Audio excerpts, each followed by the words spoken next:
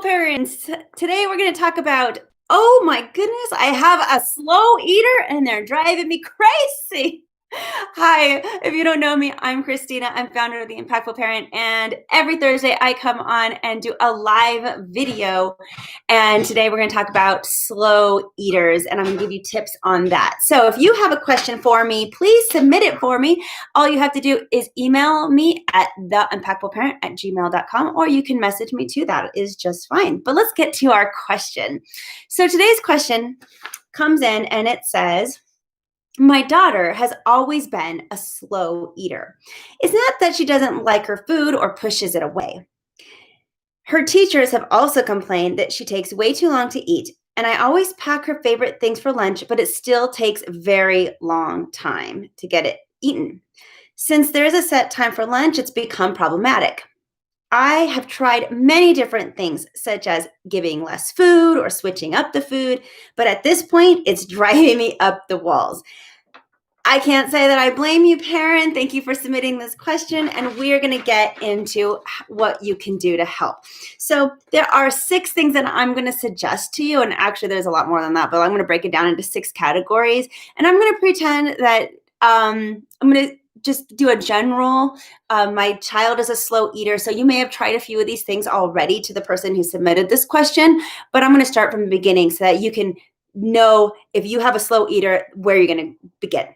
All right, so let's get started. Step one of what you're going to do is you're going to watch your child like a hawk looking at a mouse in a field.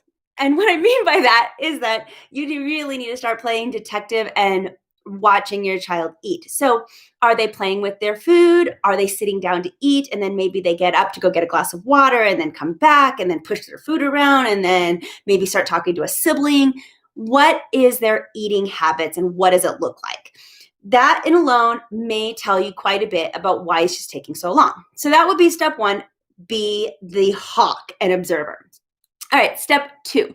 Step 2 is you're going to talk to your child and actually ask them some questions. Here at The Impactful Parent, we will focus on school-age children. So hopefully you have a child that you'll be able to communicate with and not talking about a toddler. But the reason I bring talking up to your child, because a lot of kids have sensitivities when it comes to food and texture. Now, if you have a younger child, they may not know what the word texture means, and you'll have to explain that to them. But, some kids can't stand it when there's a tag in the back of their shirt. And it's the same thing with eating and food.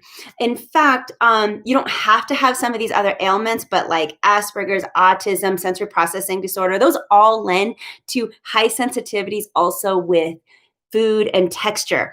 And not to say your child has anything like that, but they possibly could. And if you do, then that would be the hint to that. And if not, could be a separate side issue altogether. They could just have a sensitivity to a texture. So ask about it, see what it is that bothers them about food and what's making them chew so slowly.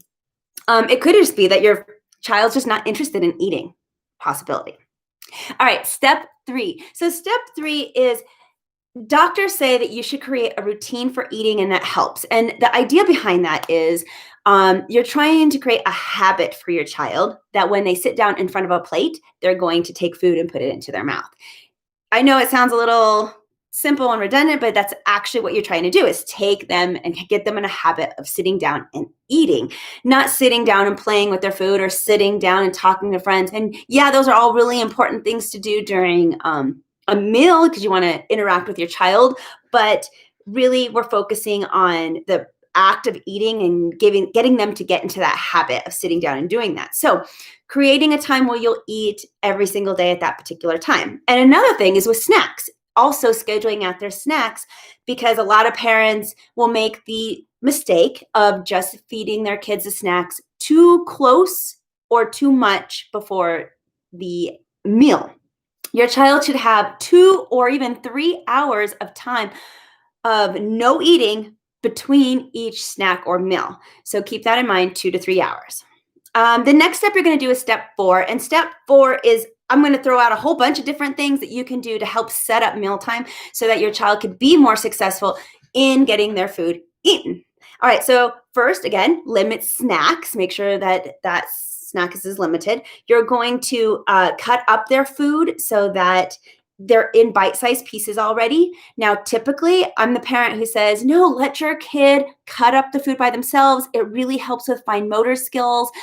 However, in this case, I'm retracting that recommendation and saying, no, we actually are having a different focus right now, and that's to get your child to eat. And small bite-sized pieces and not messing around with the cutting is a little bit better in this situation. So I would suggest that you would cut up the food prior to the meal. Again, you're going to not put too much on their plate. And when the food is already cut up, it's going to look like there's more than there really is. And that's okay. Okay. You're going to start with a smaller amount of food. Make sure to see that if they can eat that and feel a sense of accomplishment by eating all of that food. And you're going to turn off distractions. So no toys at the table, turn off the television, anything that could distract them from the act of eating. You're going to give them a time limit for eating and say, hey, you got 30 minutes to eat. And yeah, 30 minutes. That's about how long a child should eat for. So some kids need to see that timer. They need to see like the countdown. It actually helps them frame that they're not going to be sitting there and eating for hours and hours and hours when really they want to go out and play or they want to go do something different. And having the timer there, a visual timer or something that counts down, could be super helpful for that kid, because then they know I got so much time to get this particular task done, and they become more efficient at it.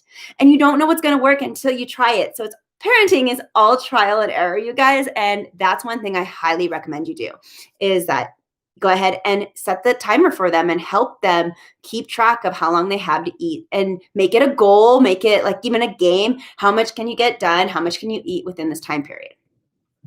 All right, the next suggestion I have is to make sure that they have everything when they sit down to eat. So make sure they have salt, make sure they have water so they don't have to get up and go get a glass, make sure they have a fork. In fact, if you're there like me that drops utensils all the time, make sure they have 2 or 3 forks already there at the table so that when they drop one, they don't have to get up and go find a fork again. You don't want to stop the momentum of eating. So we're going to make it so that they're ready to go. And then the last suggestion within step 4 is try cooking with your child, because sometimes when they help you cook or cook alongside you, or even cook a meal for themselves, it gives them more incentive of wanting to eat it. And it's something really worth trying if you haven't already. All right, let's get to step 5. Now, step 5 is about mindset for you, the parent. Now, remember that in the United States, we typically eat way too much and we eat way too fast. And that is a mindset of Americans. So keep in mind that your slow eater is probably maybe not even that slow of an eater. It's just part of their personality, and maybe they go through they're going through a slow eating phase. Slow eaters will get full faster. And that's okay, because we eat too much as Americans anyway, and they don't need a lot to be healthy. But because they're a slow eater and they're probably eating less, it's just that much more important for you as a parent to provide really great, healthy, and just good choices for them on that meal. So keep in mind that you don't want to have laying around a bunch of potato chips and unhealthy options, because when they are hungry and they do go to a snack to find something, you don't want them to pick the potato chips. You want them to pick the apple, because the apple is going to allow them to eat more later at dinner, and again, get more nutritious stuff into their system. So they're not going to starve unless your child has a condition where they need some medical assistance and help. They will eat when they're hungry, and it's okay. Please understand, especially if this is your first child, that eating habits will ebb and flow as they grow, because they'll go through periods of, how in the heck are you staying alive right now? You're barely eating anything. And then they'll go through other periods of, wow, you're eating so much, I can't even keep up. And that's how parenting is with kids and how they eat and their eating habits. It will ebb and it will flow, and you kind of have to roll with the punches with it. So don't be too worried. And yeah, sometimes those dips and valleys can be more And then again, you're trying to, they'll have habits. So it could be about who they are. And I'm just saying, I guess, parents, it's okay. They're going to be okay. And I know it's kind of annoying sometimes, but unless your child has a medical condition, they'll be fine and they'll eat when they're hungry. So just make sure that you're providing really good nutrition when they do decide to put something into their mouth. All right. And then this takes me to step 6. And step 6 is the last step, and it's the don'ts. These are things that you don't want to do. And the first one is you don't want to bribe your kids. And I know that's kind of a fine line because I'm going to say it's okay to reward them, but you don't want to bribe them. And there's a difference there. So bribing is getting them to eat so that they can do something later, but rewarding them is a little bit different. You're not, if they say, hey, if it's their idea and they say, hey, if I eat all this, can I have some ice cream? You could say, absolutely, sure. If that helps motivate them, great. But you don't want to start a meal with bribery and say, if you eat all your food, then I'll get you some ice cream. What happens is it just changes the whole mentality of how food is seen, how it's viewed, how they'll look at it, like how their motivation to eat. And you don't want to create any bad habits that's going to come back to you later when they become young adults and teenagers. And you don't want any of that happening. So just be conscious of how you're speaking about food and don't bribe. Also, you don't want to force your child to eat.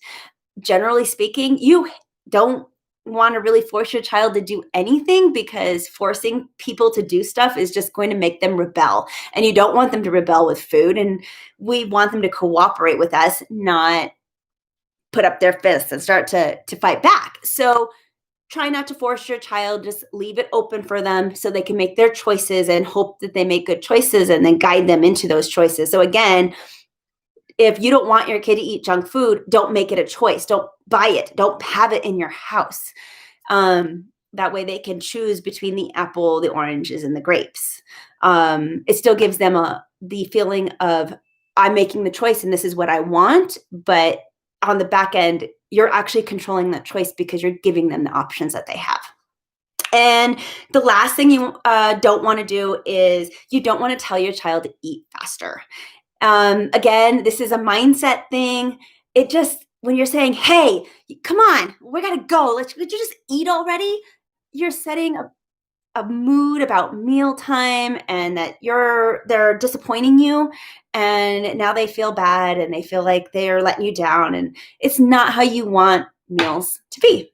So don't force your kids. Don't tell them to eat faster. It's okay to reward them. And you got this, parents. I really hope that helped you, whoever submitted this question. And if you have a question for me for next week, please reach out. Let me know. You can leave some questions in the comments if you need to. And if you have a question for next week, email me at theimpactfulparent@gmail.com. And maybe next week I'll pick your question to answer live here. And check out all the other stuff that The Impactful Parent has to offer. Make sure you press the like button down below, subscribe to The Impactful Parent, and check out the website. I got all kinds of free stuff on there that if you haven't checked it out yet, you absolutely should. It's theimpactfulparent.com.